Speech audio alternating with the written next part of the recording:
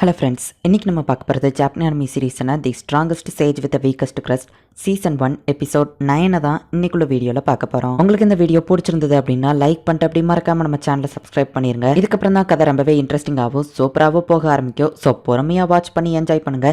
சரி வாங்க நம்ம வளவலன்னு பேசிக்கிட்டு இருக்காம இன்னைக்குள்ள கதைக்குள்ள போக ஆரம்பிக்கலாம். இன்னைக்கு நம்ம பார்க்க போகிறது தி strongest sage with weakest crest season 1 episode 9.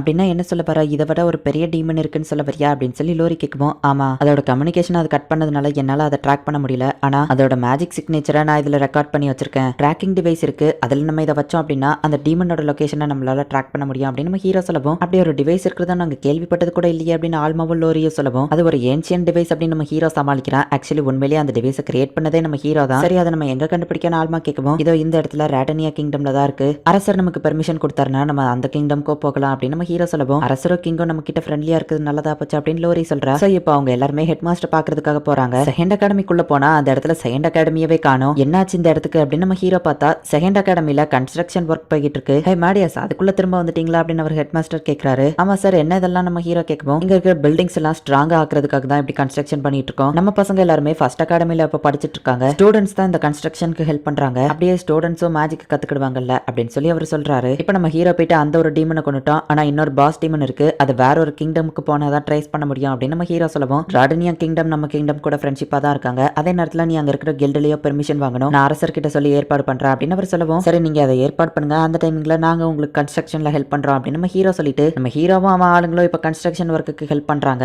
Iris வழக்கம் போல அசால்ட்டா ஒரு பெரிய இதை தூக்குறா. பார்த்து ஜாக்கிரதா நம்ம ஹீரோ சொல்றான். பார்த்தா அவ தடுக்கி விழுந்து பில்டிங்கை உடைச்சிருதா. இப்ப அரசர் கிட்ட இருந்து உங்களுக்கு தேவையான அந்த பெர்மிஷன் லெட்டர் வந்துருச்சு, பார்த்து ஜாக்கிரதையா போயிட்டு வாங்க அப்படின்னு பிரின்சிபல் அனுப்பி வைக்கிறாரு. ஃபர்ஸ்ட் டைமா நான் ஐஸ் கிங்டம்ல இருந்து வேற ஒரு கிங்டம்க்கு போறேன் அப்படின்னு சொல்லி லோரியா ஆல்மாவும் சொல்றாங்க. இப்ப இவங்க அந்த ராட்டனியா கிங்டம்க்கு வந்து சேர்றாங்க. அந்த கிங்டம்ல நம்ம ஹீரோ போக வேண்டிய இடம் ரெஸ்ட்ரிக்டட் ரீஜியன். அந்த இடத்துக்குள்ள போனோம்னா அட்வென்ச்சரர்ஸ் மட்டும் தான் போக முடியும். அதுலயும் ஏ அண்ட் எஸ் ரேங்க் இருக்கிறவங்க மட்டும் தான் அந்த இடத்துக்குள்ள அனுப்புவாங்க. சோ நம்ம இப்போ ஒரு அட்வென்ச்சரர் கில்டுல போயிட்டு ஏ ரேங்க் அடையணும் அப்படின்னு நம்ம ஹீரோ சொல்றான். அரசர் கொடுத்த லெட்டர் தான் இருக்குல்ல, நம்மள ஈஸியா உள்ள விட்டுருவாங்கல்ல அப்படின்னு லோரி கேட்கவும், அவங்க நம்மள விட்டுருவாங்க தான், இருந்தாலும் அங்க இருக்கிற ப்ரொசீஜரை நம்ம ஃபாலோ பண்ணோம்னா நம்ம ஈஸியா உள்ள போகலாம். அப்படி இல்லைன்னா ஒரு டார்க்னஸ் டிராகன் அனுப்பி விட்டோம்னா சோல்ஜர்ஸ் அதை அட்டாக் பண்ண போற டிஸ்ட்ராக்ஷன்ல நம்ம ஈஸியா உள்ள போயிடலாம் நம்ம ஹீரோ சொல்றான். ஆமாப்பா, என்னால ஒரு டிராகனா மாற முடியும்ல அப்படின்னு ஐரிஸ் சொல்லவும், நீ மாத்தி சொல்ற, நீ ஒரு டிராகன் மனுஷ உருவத்துல மாறி இருக்க அப்படின்னு சொல்லி ஆல்மா சொல்றா. இப்போ இவங்க எல்லாருமே அந்த கிங்டம் குள்ள போறாங்க. அந்த கிங்டம் ரொம்ப சூப்பராவே இருக்கு. இப்போ டைரக்டா அட்வென்ச்சரர் கில்டுக்குள்ள போறாங்க. நார்மலா புதுசா வர்றவங்களுக்கு நாங்க ஜி ரேங்க்ல இருந்து தான் ஆரம்பிப்போம். பட் கிங்கே உங்களுக்கு பெர்மிஷன் கொடுத்திருக்காருங்கிறதுனால மத்த எல்லாத்தையும் ஸ்கிப் பண்ணிட்டு உங்களுக்கு டைரக்டா ஏ ரேங்க் குள்ள எக்ஸாம் வைக்கும் அப்படின்னு அந்த அட்வென்ச்சர் கில்டோட மாஸ்டர் சொல்லவும், சரி ஏ ரேங்க் என்ன எக்ஸாம் வைப்பீங்கன்னு நம்ம ஹீரோ கேட்கறான். வேற ஒரு ஏ ரேங்க்ல இருக்கிற ப்ராக்ஸி உங்க கூட வந்து சண்டை போடுவாங்க அப்படின்னு சொல்லி அவர் சொல்றாரு. சரி எங்களுக்கு ஒன்றும் பிரச்சனை இல்லை அப்படின்னு சொல்லி நம்ம ஹீரோவும் அவங்க டீமும் சொல்றாங்க.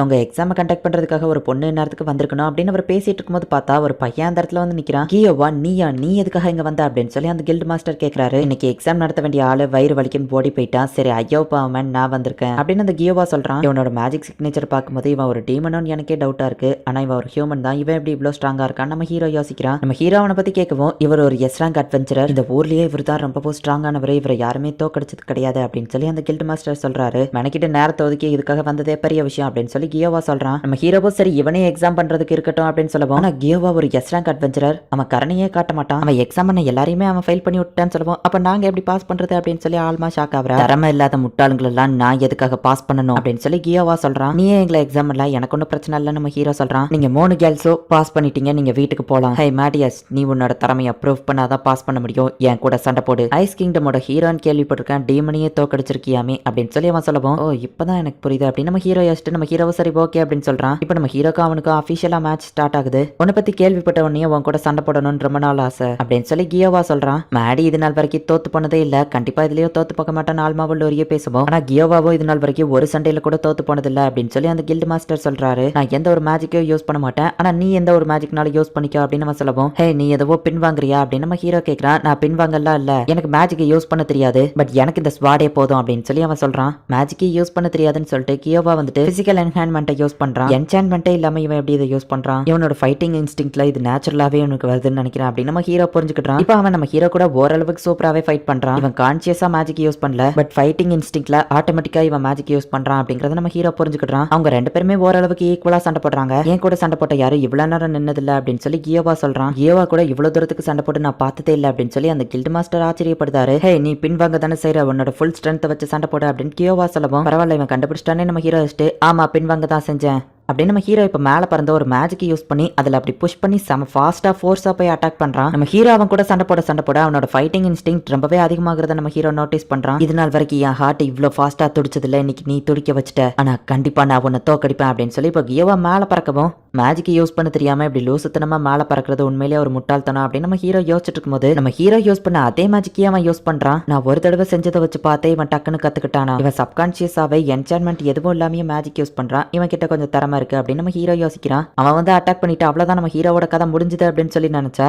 நம்ம ஹீரோக்கு எதுவுமே ஆகல. அவ்வளவுதான் மேட்சை முடிக்க வேண்டிய டைம் அப்படின்னு சொல்லிட்டு நம்ம ஹீரோ இப்போ ஒரே ஒரு அட்டாக் தான் பண்றான். அந்த கியோவா இப்போ பறந்து போய் விழுறான். இதுக்கு மேலேயோ சண்டை போடணும்னு ஆசைப்படுறியா அப்படின்னு நம்ம ஹீரோ கேட்கவும் இல்ல அப்படின்னு நம்ம சொல்லவும் நம்ம ஹீரோ வின் பண்ணிட்டான் அப்படின்னு அனௌன்ஸ் பண்றாங்க. ஆமா நான் எப்படி லெவலுக்கு ஸ்ட்ராங்கா மாறுறது அப்படின்னு சொல்லி கியோவா கேட்கவும் நீ கான்சென்ட்ரேட் பண்ணாமையே மேஜிக் யூஸ் பண்ற டேலண்ட் உன்கிட்ட இருக்கு.